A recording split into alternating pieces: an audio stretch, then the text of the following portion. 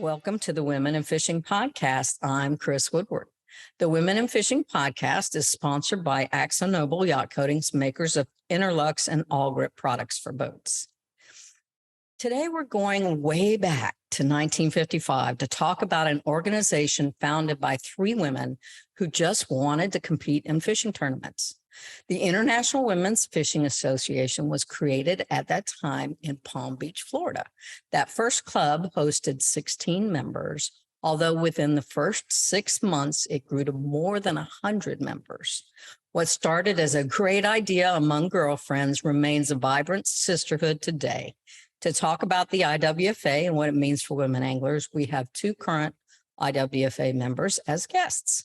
We have Connie O'Day of Texas, who joined IWFA in 2004 and has been a board member for most of the time since. She currently serves on the Junior Angler Committee and is Membership Connection Chair and President of the Scholarship Trust.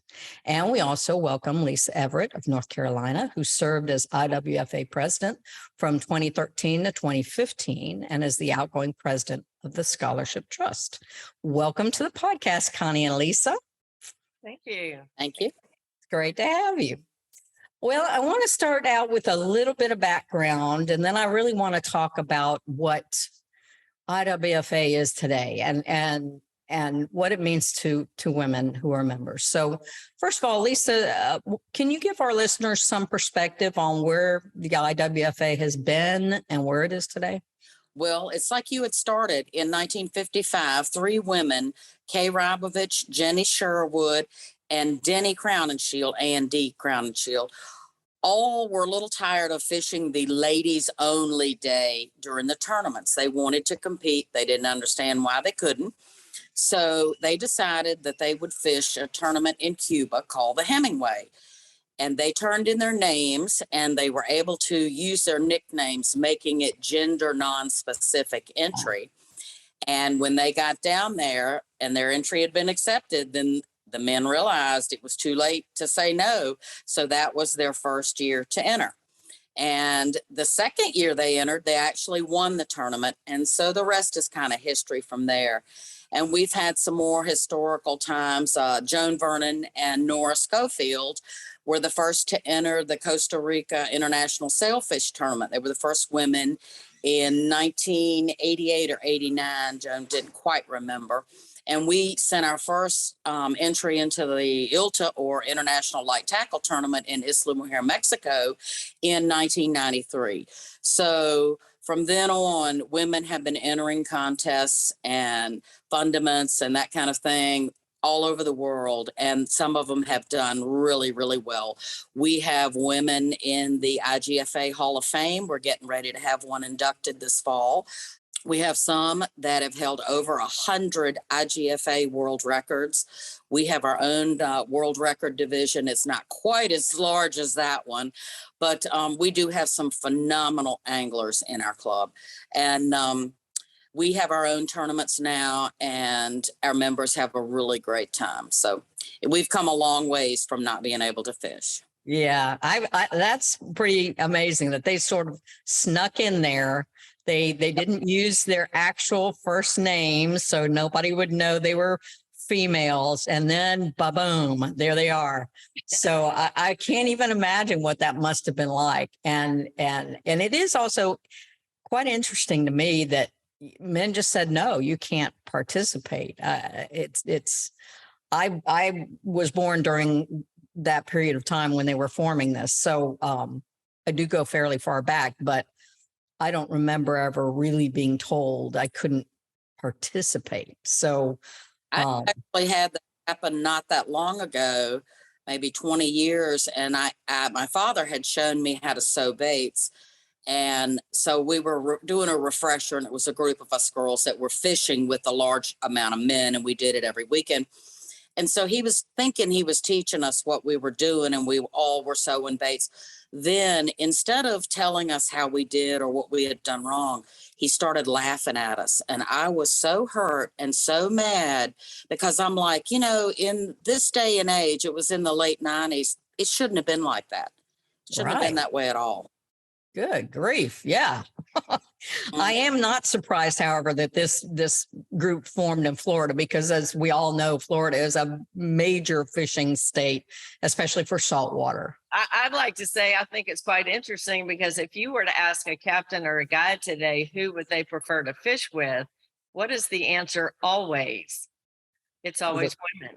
Oh, really? Women. Okay. Because I don't know if you've ever asked, but any boat I've ever been on or heard other women talking about, the guides or captains are very quick to tell you they prefer women because women listen. Instead of being the he-man on the boat, women will do what they are asking you to do or trying to help you to do to be successful. And we listen to that. So when you were just talking about that, I thought, well, today it's not like that. Yeah. Yeah, I know it's been a slow process over the years, and there are still a few holdouts, obviously, that I'm sure all of us run into that have a somewhat condescending attitude. But the fact that there is a group of women out there who have gravitated together to kind of create this strength in numbers, especially when it comes to competing and being on different boats, that's pretty cool. Connie, what's the current membership like for IWFA? Number of women, where they're from, age, fishing skill, fishing style, freshwater, saltwater? I think I have one of the most fun jobs on the board. I'm the membership connection chair, which simply means that once you've joined, and you can go online and join from the website, there's an application process that you fill out. Dues are $150 a year.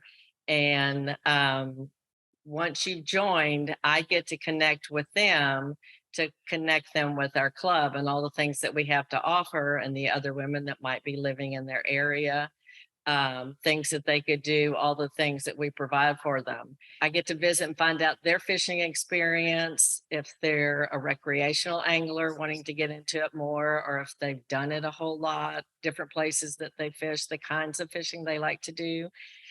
We currently have 164 members from 21 states, and then 4 internationally. We have 8 from the 8 states in the north, 6 in the south, 2 from the west coast, 5 from the east coast, and then we have Japan, Guatemala, Bermuda, and Germany. So Wow. yeah, there are women from all over. We have members who are guides and captains, marine biologists, lawyers. We have a judge. We have teachers and authors, stay-at-home moms, several who own and run their own business. They run lodges, they own boats, they hold the world records like we were discussing. They range from ages 18 to the 80s, actually probably 90s. I bet we have one in the 90s now. I didn't double check that. Our youngest member, Emily, went through our junior angler program. She just graduated high school this past May, and she holds almost 50 world records already. Wow. Absolutely amazing. She fishes conventional fly, inshore, offshore. I've even laughed to tell her that I think you could pull a tarpon out of a ditch. She, she just, I mean, that girl fishes every day. I said, you still go to school, right? And she said, yes. And she makes very good grades. So she's our youngest at 18. And then Joan Wolf, the first lady of fly fishing, I'm sure you know her. Oh, yeah. Author and educator. She holds our oldest membership of 62 years. Wow. And yes. And we have at least 6 others between 40 and 55-year memberships. So that just tells you, kind of once you join, it's just hard to ever leave us. It's just too much fun. Most of the women do all of the fishing styles, even if you don't start with that fishing style. For myself, I did bait casting being from Texas. That's the way we fish here a lot. But fishing in Florida with the wind and everything, I gravitated over to the spin, a lot less knots and whatnot. And then I thought I would get froggy one day for a tournament that we had down there and fish fly. Because I'd done very little, and that would just help me. Well, that was pure torture, but I did fine. And they were very helpful on the boat with what I was doing.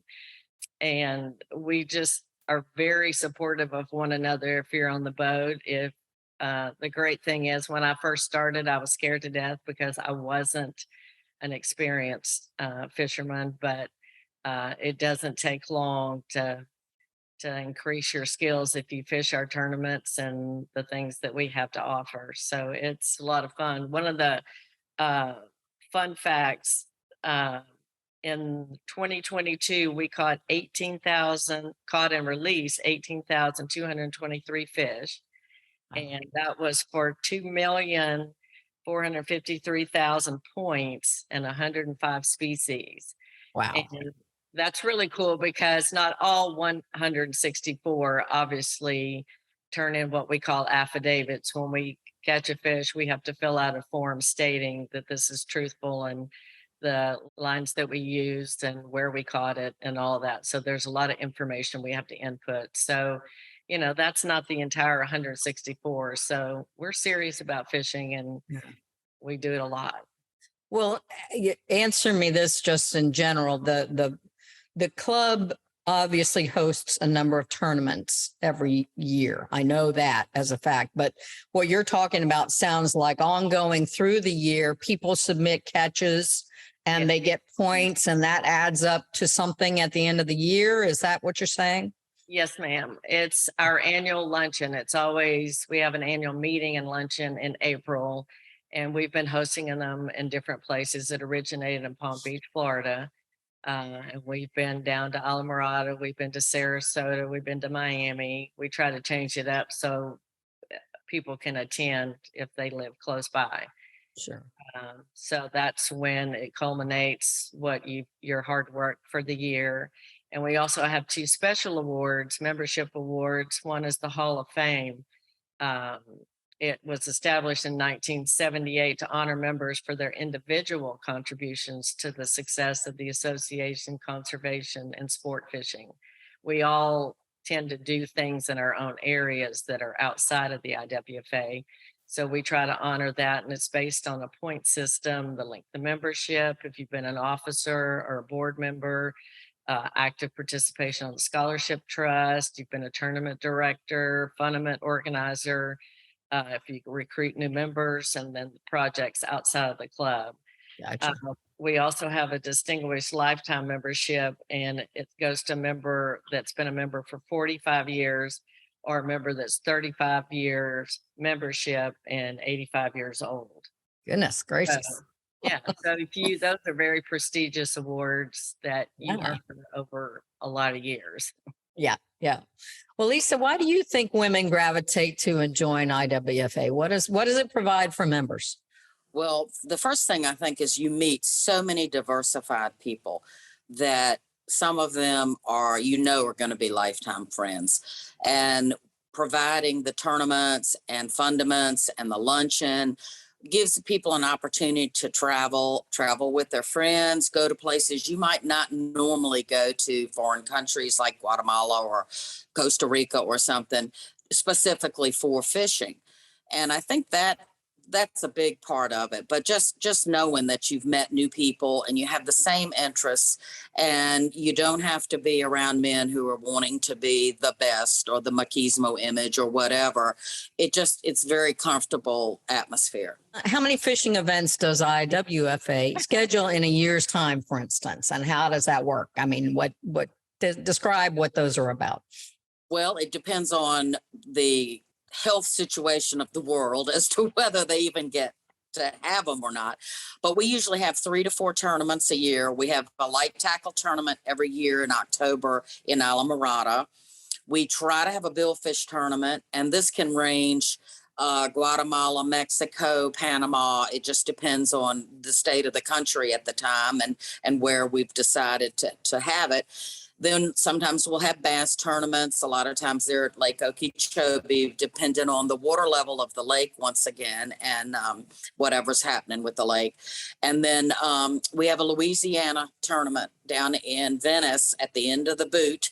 And that's for redfish and trout, bass and flounder. And that's a lot of fun, but boy, is it hot down there. That's in June. And then besides those tournaments, we will have fundaments, sometimes as many as 2 or 3 during the year. And someone that, there's no major awards for that.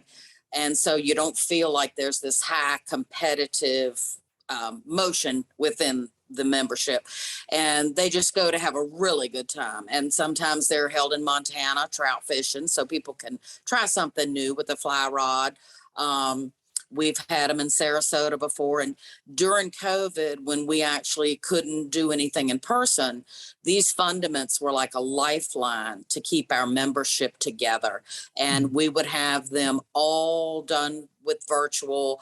Our fantastic sponsors gave us things like ditty bags that we could put all kinds of gifts and membership participation awards and all of that stuff, and mailed it to each girl so that they felt like they were being a part of it.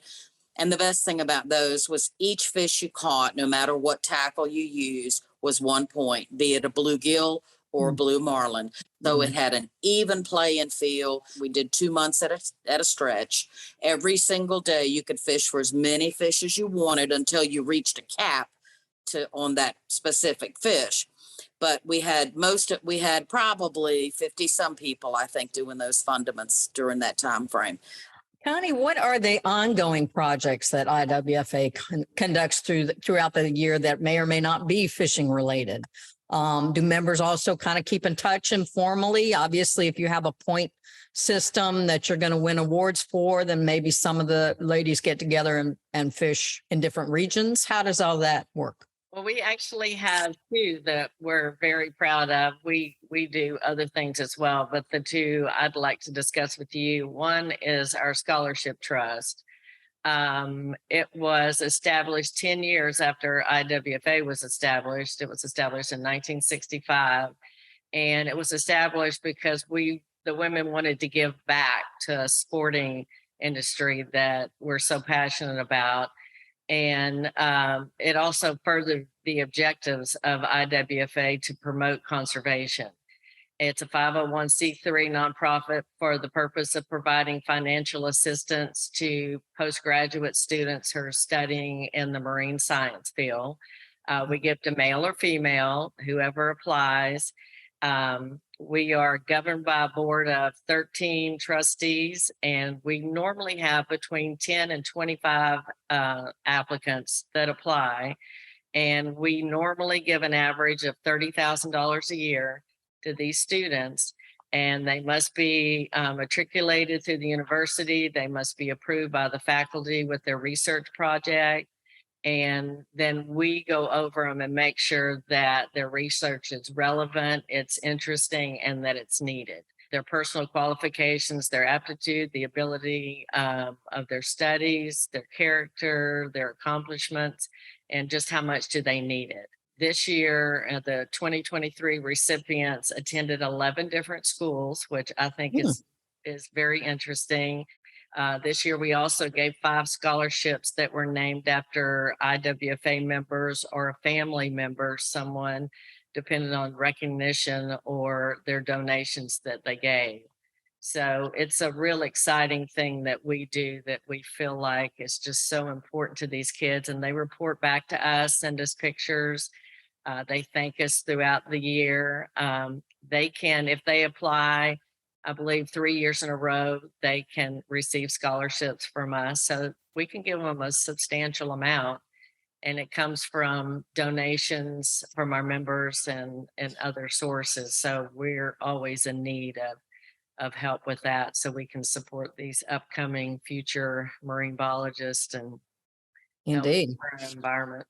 Yeah. And what's the other program you were going to mention? And the other program, super exciting to me because I have 5 granddaughters, is Wow. yes.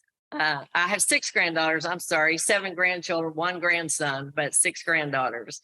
And we had a junior angler program a long, long time ago, and it's just kind of gone by the wayside. So I decided that it was time to bring it back. So in 2018, I put together a plan and brought it to the board, and with their input and all, we developed that. And our mission statement is to provide opportunities for young girls ages 6 through 17 to learn about conservation, develop their angling skills, and participate in competitions. So we would teach them along the way. They have to have an IWFA sponsor to mentor them during this process. And they follow most things that we do, the rules of conservation. They have to cast for themselves. They have to release the fish alive. They get 1 point for a fish under 12 inches, 5 points for a fish over 12, 20 for a sailfish, and 25 for a marlin. So it keeps it simple for them. And they live all over as well. We have 13 junior anglers right now. We've had more, but they transition up. That's one of our other purposes, that we can teach them the love of IWFA so that they'll move up. Their dues are $50 a year for the first year because they get a hat and a nice little packet, and then just $35 a year to renew after that. Once they turn 18, then they join our club. Gotcha. I have one granddaughter that she's 20 now, and she transitioned up at 18. So we compete against each other, although she didn't really have time to fish. I said, don't think you're ever going to beat me. It's not going to happen. I'm that kind of sweet person. So there's lots of friendly competition. Is that what you're saying? There is. And they only have 3 awards. Well, they have 4. They top saltwater angler, top freshwater angler, and the top species award. Gotcha. And so we kept that part simple for them, and it's just all dependent on their point system for what they turn in. A special award that we have is a top service junior angler award, and that's for anything they might do during the year that is helpful or something outside of the box to help with conservation. And they just write us, they send us a picture and a 1-page summary of what they did.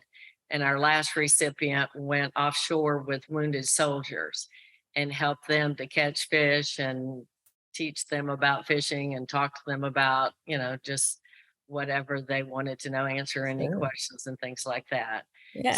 So that's a very cool thing. And we want to encourage that with these young ones as well. Yeah, definitely. Volunteerism is very important in the fishing world for sure. Right. And these kiddos, they release 4,372 fish.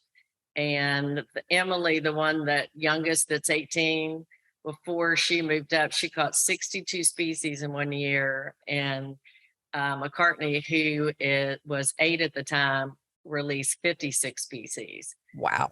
We've got some serious little anglers. And summertime, we do a virtual, we did a rod squad last year where they fished for 2 months and turned in fish. And this year, because it's so hot, we're doing a fishing photo contest. And we have biggest, smallest, most creative, some fun things like that. And then we'll give them awards. And we have Zoom meetings where they can all see each other since they don't live and aren't able to fish together. Yeah, I was wondering about that because, obviously if you can't attend a fundament or a tournament or the luncheon or whatever, how do you kind of keep in touch and involved in the mission? Lisa, do you participate in virtual meetings and such too? All of our meetings for our board are done with Zoom. Gotcha. Because obviously we're all over the place and we have a meeting every month except during the hot summer. And so that's a Zoom meeting. And then when we had a reason like COVID to not be able to get together at all, we used Zoom for the fundaments, and we had a virtual luncheon. It was actually a virtual cocktail hour one afternoon. And if we have a certain project that we want to do, like maybe teach people different aspects of fishing or discuss the rules, because we do follow all of the IGFA rules. We have all of their game fish species are also ours.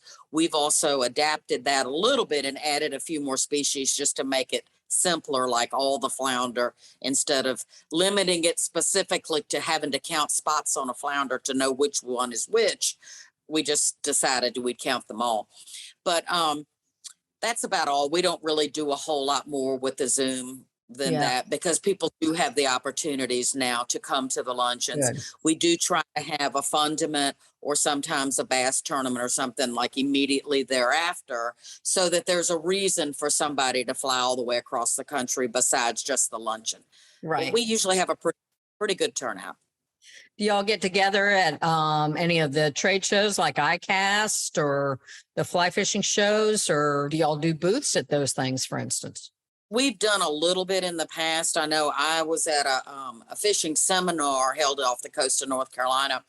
And other than the IWFA women who were helping me in the booth, there was no one there for no women. And Oh, the wow. men stayed as far away from that table as they could. It was actually kind of comical, but we enjoyed it anyway. We got to go to take turns going to the different classes, and we enjoyed it. But some of the women who do own their own tackle shops and some of the captains do go to the trade shows, not just for, their own benefit, but to try to help us to get sponsors. We have some very large tackle sponsors. And so it's always good to be able to stay in touch with them and up to date about what's new and what they might be willing to provide for us to use and that kind of thing. Who are your tackle sponsors? Let's see. We have Orvis, and they actually sponsor a very large award, the Orvis overall fly. So it's the most points with fish caught on fly. And they give a rod and I believe a reel and a couple of other things that go along with it. I think, don't they sponsor Junior Angler too with some products, or do they? I don't know not if so much Orvis. yeah. St. Croix does. They're good too. We have St. Croix, Luz. Yes. Some of the Hills Bay boat workshop, some of the boat sponsors, a lot of the clothing sponsors, Columbia. I don't have a list in front of me, but they are very good about it. Awesome. Well, and there are obviously men involved in the process, because when you go someplace to hire guides, you might find a female guide, you might not. Usually not. Mm-hmm. Yeah. I can't think of having a female guide in my almost 20 years of being in the club. Wow, that's interesting. Because I know, especially in Florida, there are a lot more female guides now than there ever have been, for sure. We have some in the club, but the guides that we use in our light tackle tournament, they could probably tell you more history than Connie and I both. They have basically come with the tournament, and very seldom do they get changed out. And it's I guess a rite of passage to be able to come in and be a guide for that tournament. Okay. Well, Connie, you first. What has IWFA done for you personally? Personally, I don't know what I ever did without IWFA, because all of my very best friends are there. Even though I don't live by most of them. We have a few members in Texas, one that's close enough that I can visit, but everybody else is someplace else. And I think what drew me, I didn't start fishing until I was at least 40 years old, and I worked in a dental office, and they needed one person for a tournament for a redfish rodeo. And it was just a chance to get away. My children were finally, I think the oldest one was 12. So I said, sure, it was for a weekend. Well, it was about the third year after that I fell in love with the whole process of fishing, the tackle. How do you choose? You go into these academy or Bass Pro or whatever, and you see this gazillion pieces of tackle on the wall. How do you choose colors and weights and all that? And so I spent a whole year fishing artificial. And soon after that, one of my best friends invited me to join the IWFA, and they're very serious, most of them, and competitive about their fishing. And so every time I went, I learned, they taught, the pride in the club and the tradition. And I'm big about that. We just let so many traditional things go, and things that it's kind of hard to hang on to, but the rich history we have, all the sacrifices made before we got there, it just makes me just so proud to be a part. I call it a prestigious club. We're not exclusive. We invite anybody in, but we teach them, I think, right off that this is a club to be taken seriously for all the things that they do. I love the competitiveness. I used to say I'm not competitive, but everybody around me would fall on the floor laughing if I said that out loud. You discovered your competitive side, then I take it. I must have. And the role models from the women, I'm drawn to older women. They have so much wisdom, and I've made everybody promise that when I can't walk anymore, you better put me in the wheelchair and roll me down to the dock and help me onto the boat because I still want to go fishing. And it's provided me opportunities to fish in places I never would have gone on my own. And it's just fun. If you fish on a boat in a tournament or a funament actually with someone, you're with another angler and you're there all day long. So you get to really know them. Yeah. And women that you never would have spent time, in a room just visiting or whatever. You really get to know those people. Yeah.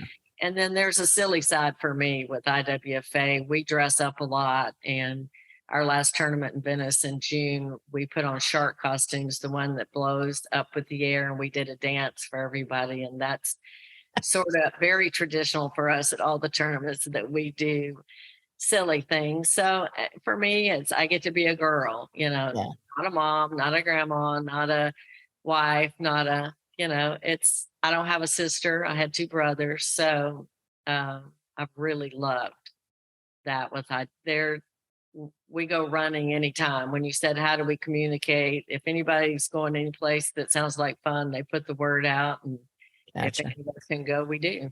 Awesome. I love that. You get to be a girl. Lisa, how about you? What has the IWFA done for you personally? Well, I think Connie's stolen a lot of my thunder, but I have to say that it really gave me a focus, because I'm always one of these people, even at my age, I go, what am I going to do when I grow up?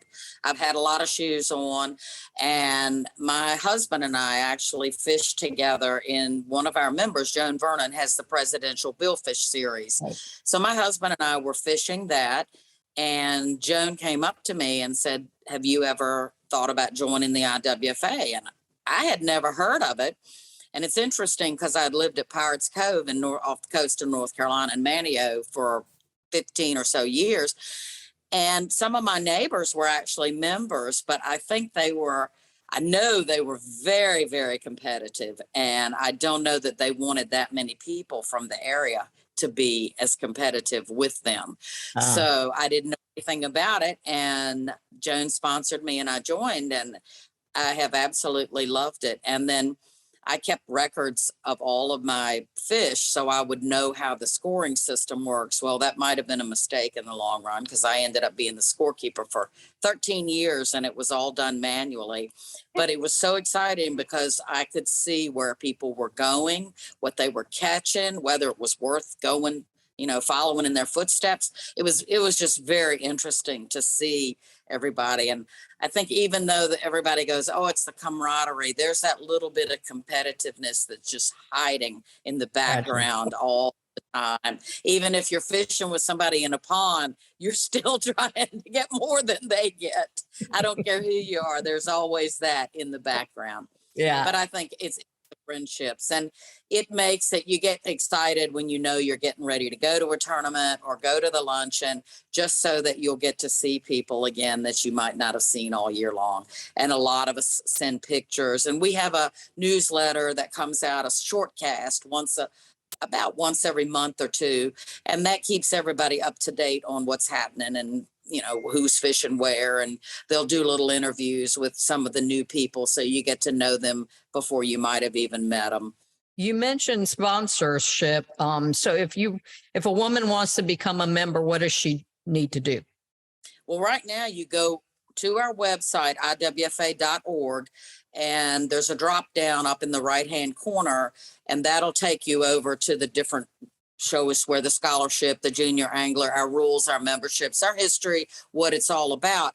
But also there'll be an application there that they can fill out, and when they click the button, it'll go straight to our membership chair, who will then bring it up to the board to vote you in or not. But pretty much anyone can join, but you'll come in and you'll have a year's grace period just to make sure that that's what you want to do and that we approve of the way you act. I mean, not everybody is cut out for it. We are not like a great big party episode type thing. So, you know, if that's your thing, then maybe that's not what you want to be with us. But so we give a year's time frame to get to know you, and you get to know us as to whether you like it. And then every year our membership has to be reapproved by the complete board, just to keep people on their toes. Right. But we have problems. We used to have a sponsor to ask you to come in the club, but Gotcha. we decided that it would just be a lot easier. Sometimes you get into personality issues if you don't accept someone's friend or whatnot. So Sure. we just try to do a lot of teaching up front to let them know what kind of club we are. And so Okay. everyone's accepted unless you do something really terrible. Let's hope not. Yeah, you hope not. And we things like that. We don't really have a problem with that. But That's good. you're pretty much, you fill out the application, and I contact them as soon as I can to let them know. I like to talk by phone. We live in a world that does not. I'm finding out that they like to text and email, and I like to hear your voice. I like to, have a conversation type, not a texting conversation, but I'm adjusting to that. I'm the older generation. Okay, guys, thanks. Is there anything that we haven't talked about that you'd like to discuss before we sign off?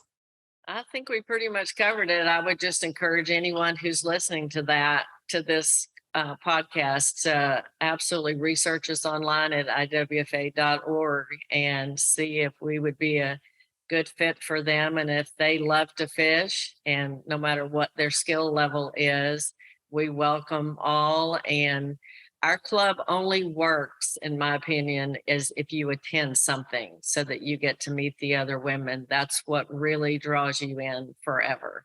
Gotcha. You can be at home in Delaware catching fish, turning in affidavits, but if you don't actually come to a tournament, the annual luncheon, or a funament, something, you're just not going to stay. It's hard to retain that membership, I think. But if you Sure, you can't form bonds like we were talking about just by texting, by doing electronic things. So it's part of it. Yeah. Yeah. Lisa, anything to add? No, I think we've covered it all. Okay, great. Well, thanks, y'all. I sure hope to see you on the water someday. And, come join us. I might just do that. We'd love to have you. All right. Well, thank y'all so much for joining me. And everybody check out IWFA.org. And we'll catch you on the water. Tight lines.